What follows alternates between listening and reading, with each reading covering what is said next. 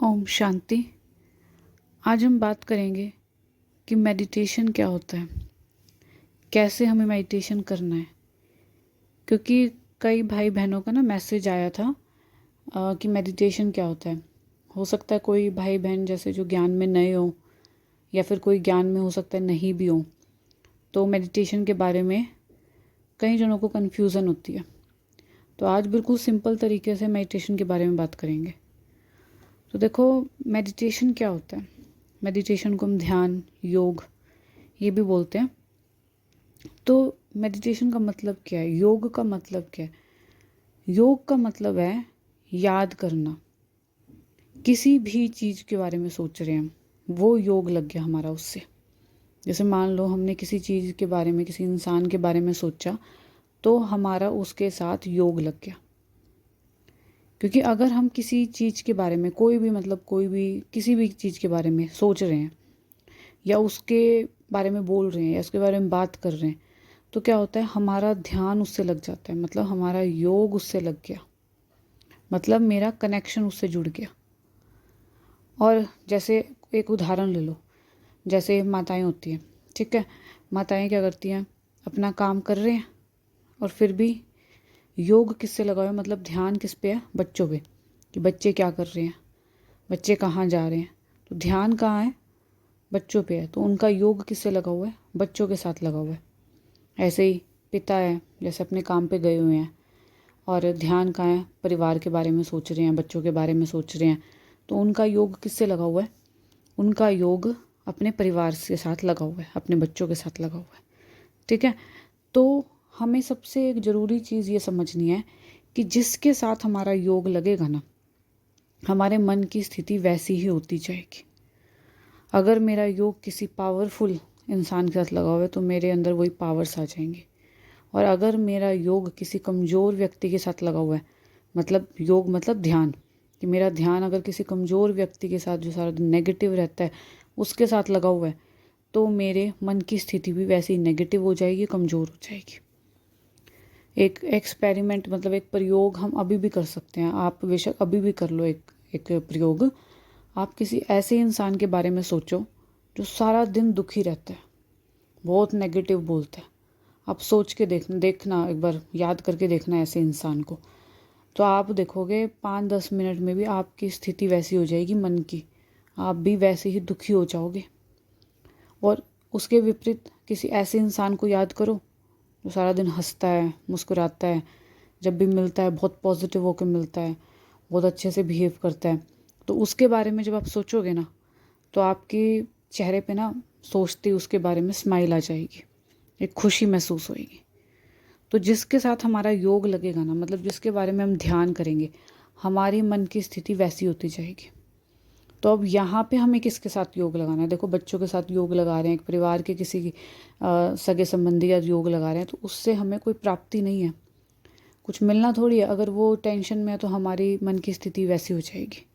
तो अब हमें यहाँ पे योग किससे लगाना है, परम पिता परमात्मा से, सर्वशक्तिमान से। क्योंकि अगर हमें ये पता है कि देखो, सर्वशक्तिमान शिव परमात्मा, उनके अंदर तो क्या है, वो तो पावरफुल है, सुप्रीम पावर है, वो तो सुप्रीम सोल है। तो अगर जब हम उनके साथ कनेक्ट होते हैं, तो क्या होएगा, जब एक किसी पावरफुल के साथ हम कनेक्ट हो रहे हैं, तो हमारे अंदर भी वही पावर आएंगी।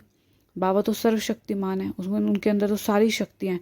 तो जब हम उनसे कनेक्ट होते हैं, तो उनकी शक्तियाँ हमारे अंदर आनी शुरू हो जाती है, उनकी पावर्स हमारे अंदर आनी शुरू हो जाती है। जितना ज़्यादा हम परमात्मा को याद करेंगे, तो उनकी स्थिति का असर हम पे पड़ना शुरू हो जाएगा। तो धीरे धीरे हमारे अंदर भी वो पावर्स आनी शुरू हो जाएगी, हमारा मन भी बहुत पावरफुल हो जाएगा। क्योंकि देखो, बाबा हमेशा मुरली में ये बोलता है कि बच्चा मुझे याद करो, बच्चा मुझे याद करो। तो जैसे हम बाबा को याद करते हैं, तो बाबा की जो स्थिति का असर हम पे होना शुरू हो जाता है। जैसे बाबा पावरफुल है ना, ऐसे ही बाबा बोलते हैं ना, बाप समान बनो। तो ऐसे ही हम लोग बाबा जैसे बनते जाएंगे धीरे धीरे। ठीक है ना। अब जैसे बाबा देखो, कई सोचते हैं कि कैसे हम योग लगाएं, किस तरह हम योग लगाएं, सारा दिन समझ नहीं आता। और बाबा कई बार मुरली में भी ये बोलते हैं कि बच्चा कर्म योगी बनो। देखो, अब एक परिवार में माता पिता है, वो चलते फिरते अपना काम कर रहे होंगे, पर उनका ध्यान अपने बच्चों में रहता है कि मेरे बच्चे क्या कर रहे हैं, कहीं बाहर तो नहीं जा रहे हैं, वो अच्छे से खा रहे हैं नहीं खा रहे। तो सारा दिन हमें इस चीज़ का ध्यान रहता है कि हमारे बच्चे क्या कर रहे हैं। तो हमारा योग उनके साथ लगा हुआ है ना, ठीक है। पर लेकिन बाबा हमें बोलते हैं कि कर्म योगी बनो।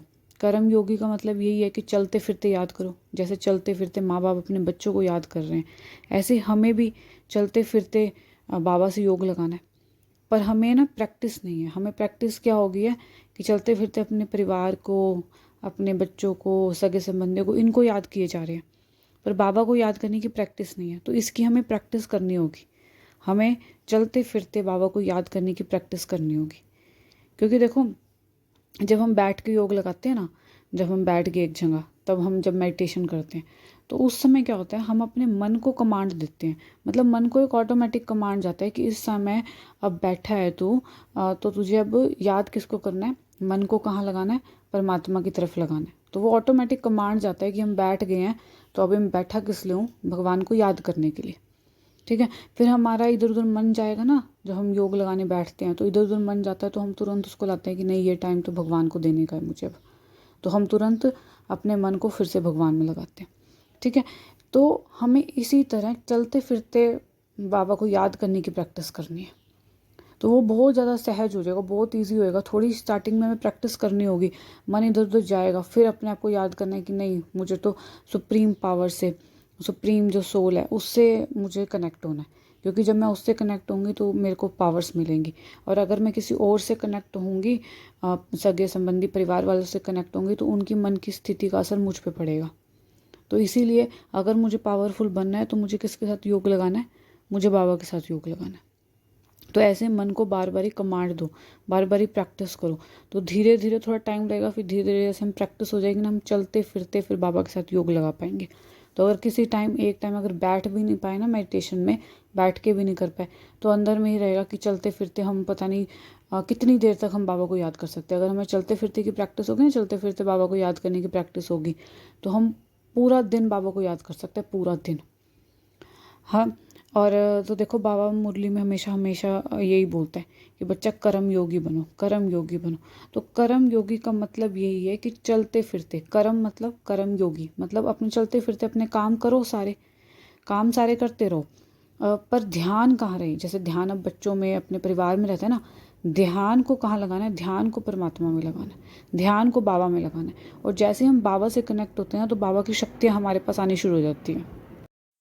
और ध्यान हमारा जब भी पावरफुल होएगा, मतलब मेडिटेशन हमारा जब भी पावरफुल होगा जब हमें ज्ञान होगा। क्योंकि जब तक आपको ज्ञान नहीं है, जब तक हमें ज्ञान नहीं है कि मैं कौन हूँ, हाँ, और मेरा उससे क्या संबंध है, उस परमात्मा से, ठीक है ना, और मुझे किससे योग लगाना है, मुझे किससे मेडिटेशन करना है, किसके साथ मैं योग लगाऊं, जब उसका ही नहीं मुझे पता, तो फिर मैं कैसे मेडिटेशन कर पाऊंगी। तो अगर हम चाहते हैं कि हमारा मेडिटेशन पावर हो, मतलब हमारा मेडिटेशन अगर पावरफुल हो, हमें पावर्स मिले परमात्मा की, तो उसके लिए ना हमें ज्ञान लेना बहुत ज़रूरी है। क्योंकि ज्ञान अगर ले लिया ना, फिर मेडिटेशन करना बहुत आसान हो जाएगा। तो अच्छा जी, ओम शांति।